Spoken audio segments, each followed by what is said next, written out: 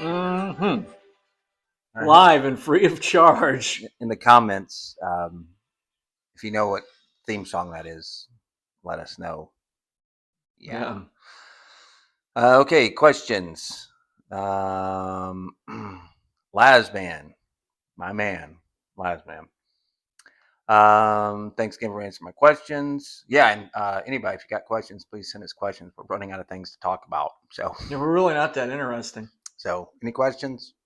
Ask us about our Here's my childhood. question. Do you like the new part in my hair and do you like the goatee? How can someone look like Gary Hart and Tracy Guns all at once? I don't know, but I'm trying my best. Or any angles you got questions on that we might be able to help you out if you got answers or questions Any about it. angles you'd like to work? Yeah.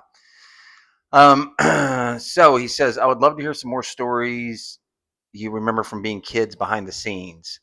Did you see any locker room fights or blow ups? Are there any funny things you remember about the wrestlers you met?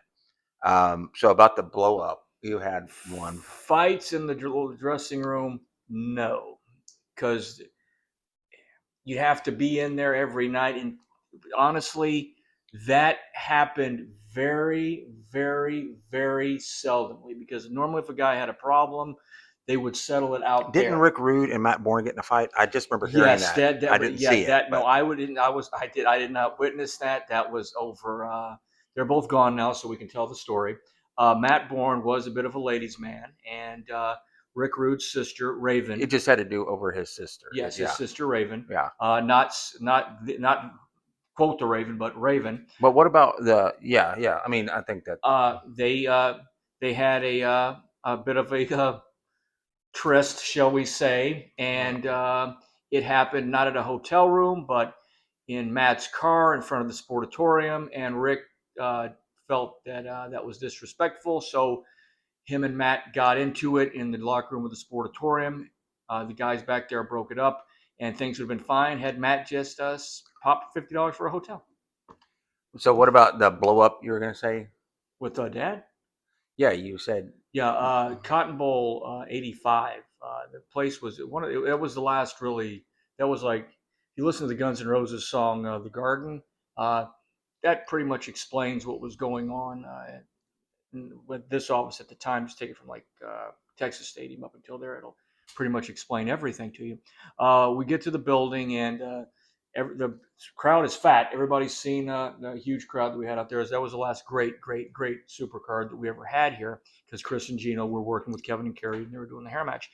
And it was at this point in time where Dad had already known that Kevin and that Chris and Go ahead. Go ahead.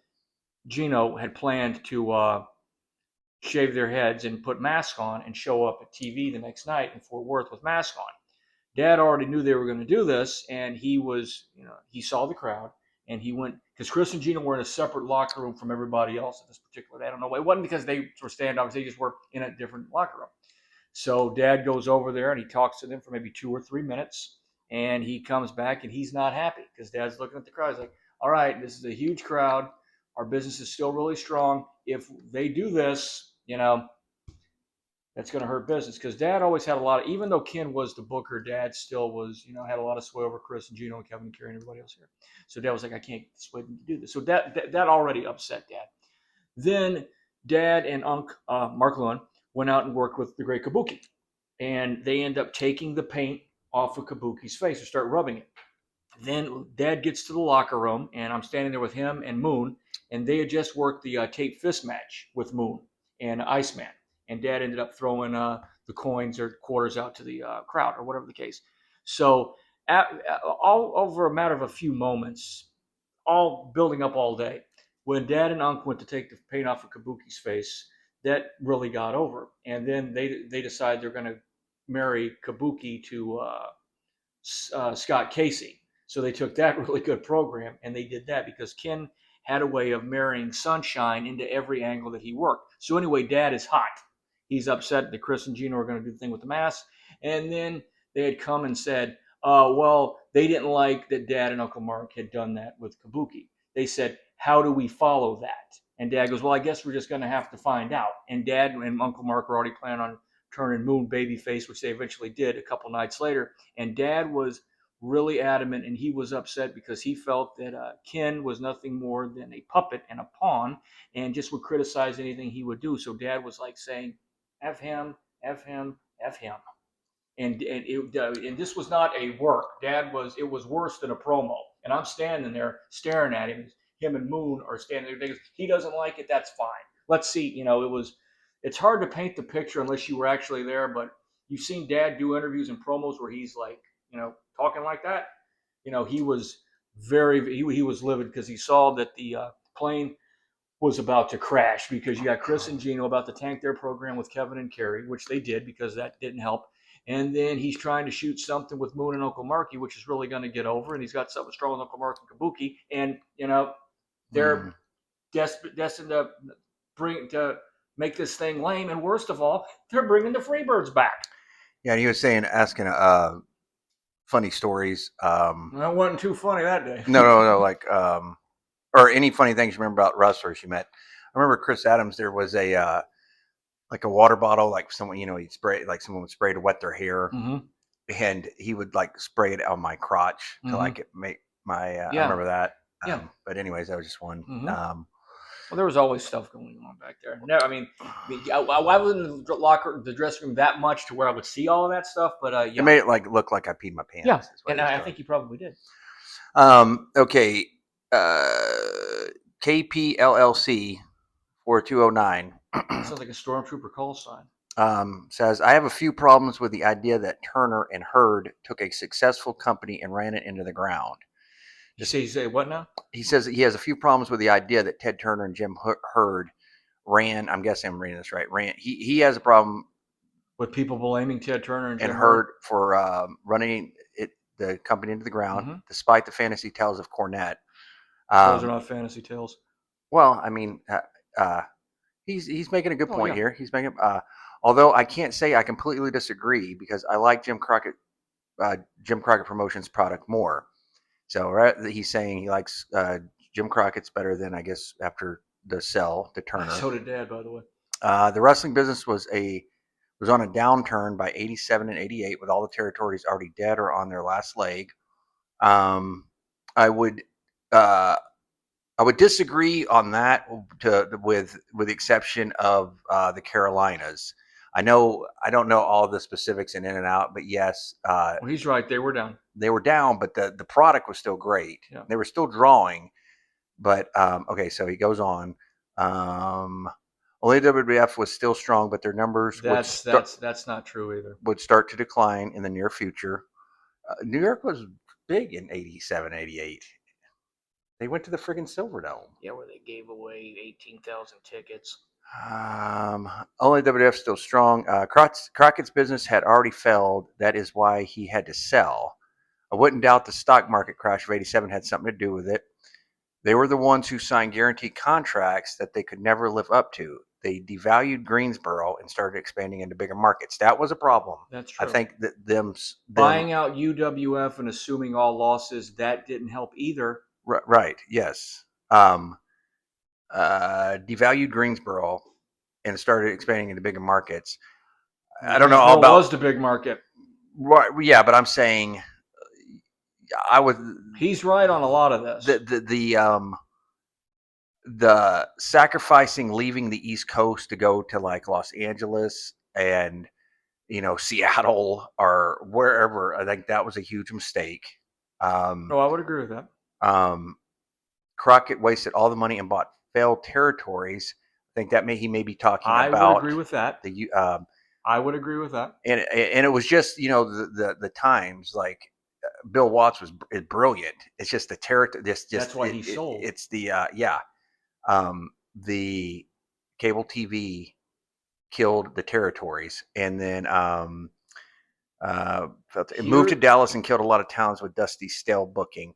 So I think in to defend Dusty, I think Dusty got burnt out. It's hard to run a territory successfully for one night, much less he ran it for 5 years. So I think it was the reason he got burnt out. But the reason the office was moved to Dallas is because we had Love Field at the center of the country, because we figured if we were going to fight Vince, we had to do it in the middle. Okay. And now no disrespect to you or your question, but the way this started, Ted Turner And Jim Hurt, dude. the way this happens is when you put somebody who doesn't know the business that they're in control of it, that's going to affect it. You have Jim Hurd, who the reason he got the job is because he ran the television station in St. Louis that used to present wrestling at the Chase. So, by the way, they think, oh, he was the TV station manager at the TV station that showed the wrestling in St. Louis. Ergo, he knows about wrestling. He used to come into the office and say, well, we need is a good wrestling bout. Well, look around the locker room, dude. All the matches are going to be good. When you don't know the business that you're in, you don't know the business that you're in. So that's why wrong guys got pushed. Finishes didn't make sense. Things weren't laid out the right way. It was a top to bottom problem because the guys in TV, they didn't understand the wrestling. And the people that were put in charge of the wrestling, they didn't understand what they were doing. You didn't know the toys you were playing with. That changed everything. It's like if that would be like putting me in charge of flying an airplane. It's going to crash regardless of how great the plane is. I kind of thought this was a segue into Lasman's But last no, question. no, you made some very good points when it comes to your question. Yeah, Sorry, Greensboro, Lasman. Jim Hurd had said, whoever the guy was that they hired to book the towns and do the logistics for it, they moved Greensboro to a Tuesday night. He goes, Jim Cornette said, why is Greensboro on the Tuesday? He goes, well, we got to say the weekends for the big towns. And Jim goes, well, what bigger town is Greensboro? He goes, well, I didn't know. Well, you should have asked. So going back to Lasman's last question about any behind the scenes fights or anything like that, Mm-hmm. I just remember Dad talking about it right after Jim Hurd had taken over.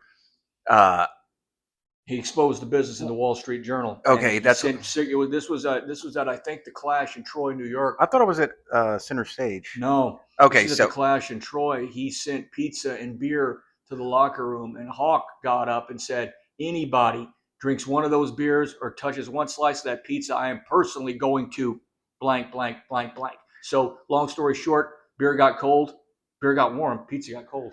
Yeah. Yeah. That's the one. That's the genius of Jim Hurd. Mm-hmm. So, I see you're a fan of his. Dude. So I would also say that all they would have had to do was, put someone like Bill Watts. Dusty was getting. They tried that too, and they handcuffed him. Okay, I'm saying at the time. See, that's the problem because you brought Dusty Rhodes back in '91, right? Handcuffed him. That was the problem because now back to this. They brought Ole Anderson in. Smart move to be your booker. But Jim Hurd, I want you to do your stuff, but I want you to do it my way. That's the reason Dad didn't want the job. So you're talking about people who are playing with toys that they didn't understand. Dude, it's not My that father big of a would deal. never book the territory because you'd have to do it their way. Ole couldn't book it successfully because he couldn't do it their way. Whoever is making the decisions, Dad used to say, they just don't know. Nothing against you, sir. It's just you're dealing with things that you don't really understand. But good question. Thank you. You gave some good content to work with. I was just going to say. And thank you for watching. Yeah, I was just going to add that. Yeah, they did. Yeah, Ole was very. Yeah, he's a genius. Yeah, I think it was. People don't like him. I think it was just a double. Ted Turner. Yeah, it was. He was doing the hiring and the putting in place, and you just needed somebody that knew the wrestling business to hire people and put them in place and just leave them alone, just like let Ole do it. And they never wanted wrestling to begin with there. That's true. They never wanted it. I mean, right. It was still, even when they cut it loose, it was still getting them bigger ratings than anything else they had. Yeah. But unfortunately, wrestlers being the way they are, they wrote the contract and it was so one-sided that. Hey, we got another. So he's the. So, anyways, KPLLC, same guy, got another question. So, I thought the Wyndham or Horseman turning on Flair was going to be the idea after Steamboat. But by the time they got there, all the Horsemen were already gone. So Funk got the honors of turning Flair babyface. Yeah. I don't know. What? I don't know if that's the answer to that question. What? I don't know. Yeah, but that's true. Yeah, I don't know if they were I think once. Oh, you think? Oh, okay. Yeah, I don't know what they were planning on doing. Greg Valentine was supposed to come in and be And the Book and fourth Book. horseman, Oh, Greg but Valentine's the Booker. that was in like July or August '88. He was supposed to come in and be the fourth horseman. There's a guy like that I got a ton of memories about, but it's just like not. I mean, like Greg was like, yeah, it's like The most unmarkish guy you would possibly meet, yeah. and he would the strong silent type.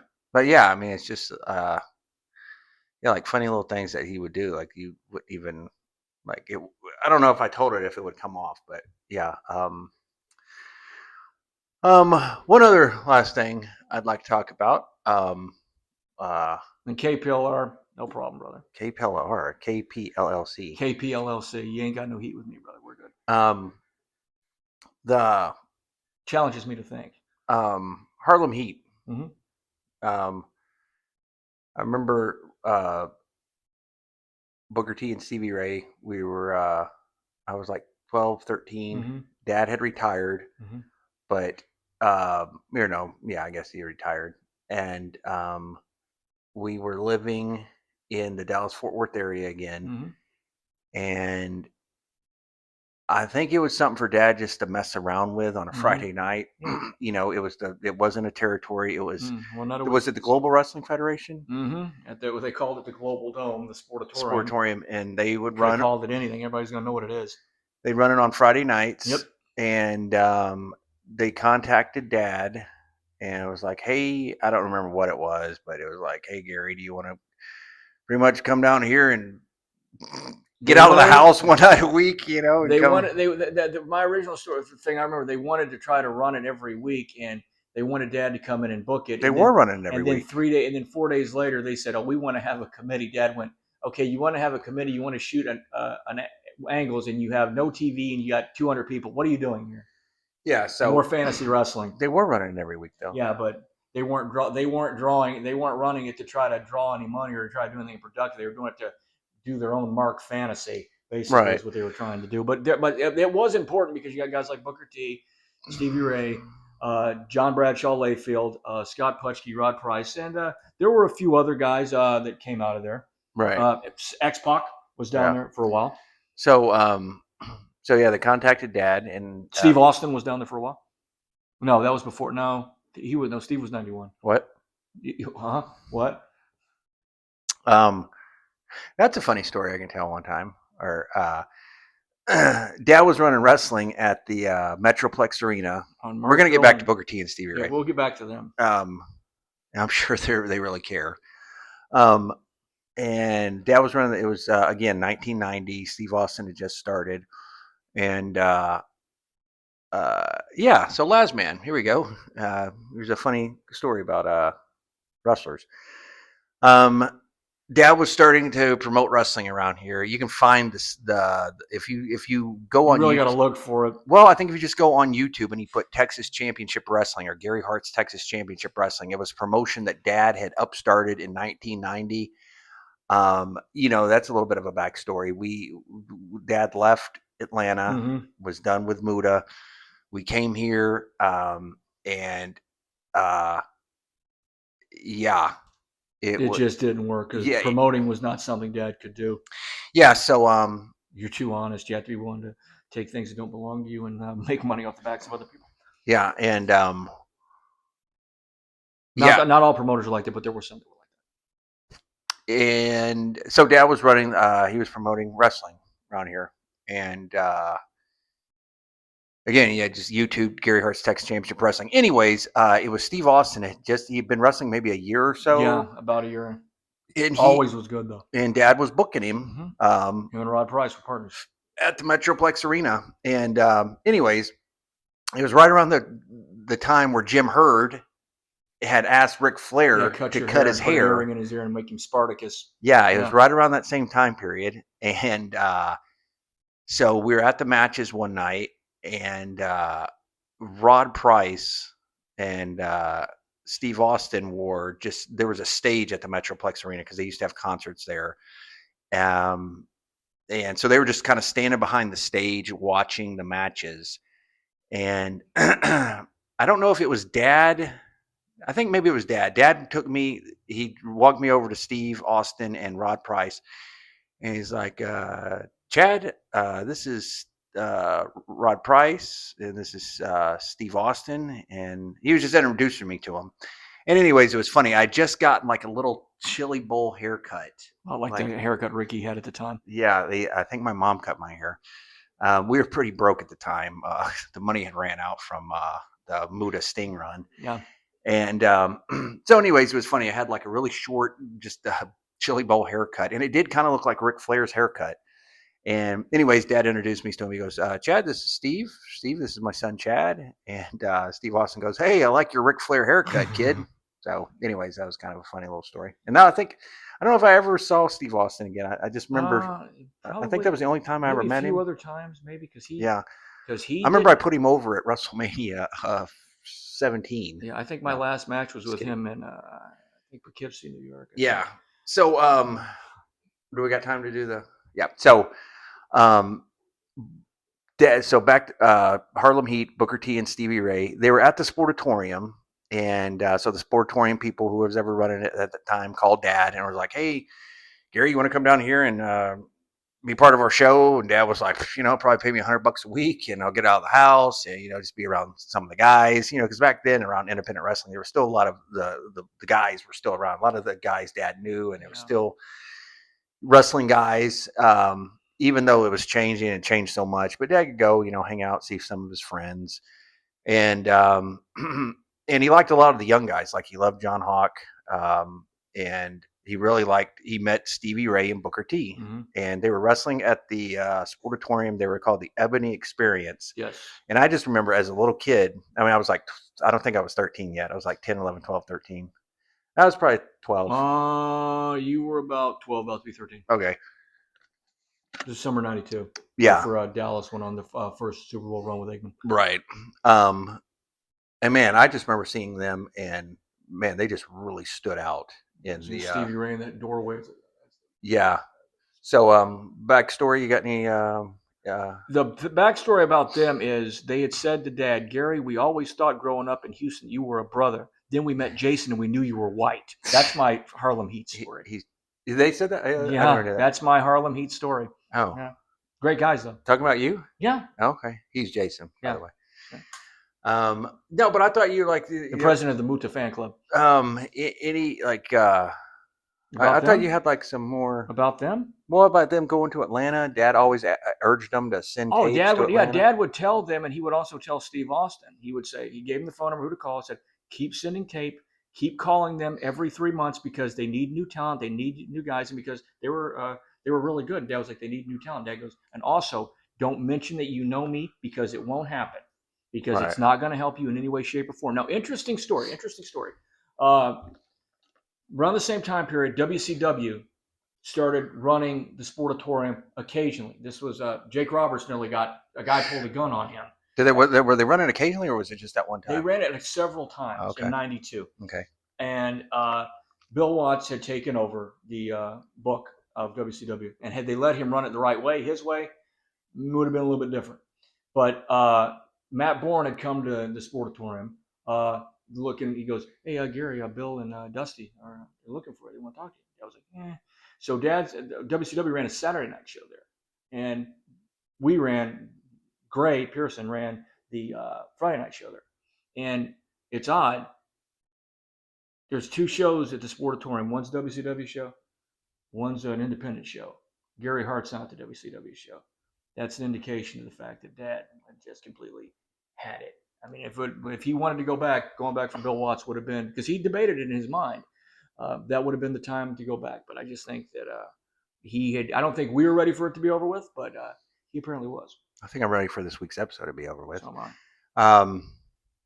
So